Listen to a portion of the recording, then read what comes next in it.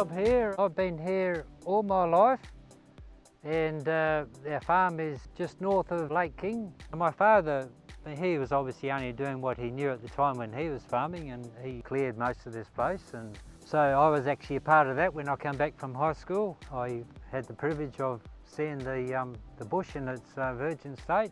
Fast track forward 30-40 years now, still improving the soil, but obviously in a different way to what my father did. Some people have actually said I should be a scientist. They might be right, but anyway, I'm a farmer and that's the profession I've taken, and I like to do it, but I can also incorporate science with what I'm doing. I guess the scientist bit of me, looks at the soil test and then find out what I need to do to address the soil, and then I have my instruments. I go out and I can check the soil, but more often than not I'm checking the sap of the plant to find out how it's actually performing, and I'm always inquisitive. I'm asking questions. You can always keep improving yourself by doing that. She comes through a huge big shift in how we approach things and what we do. I can remember years and years ago, when we had sheep, now and again you'd make a mistake and the paddock would blow and soil get compacted and all of those things. So they're a thing of the past now. As far as growing crops go, I mean, we certainly do grow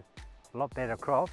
I'm not really in favour of the chemical approach, but it seems to be that we seem to have to rely on using some of them in dryland agriculture. You get a little bit smart about how you use them, and you always put a food source like fulvic acid or something like that to help decompose it in the soil. I can see the improvement in the soil, in the crops.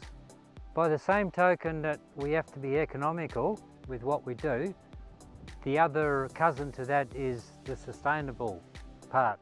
Obviously sustainability and economics go hand in hand. My main focus now is to increase the carbon content in the soil, because that has a huge effect on being a food source for everything. As long as we're improving the soil, and that will show in the way plants grow and the way they perform to the end production of harvest. The soil is a living organism. There's a huge amount of soil life underneath our feet.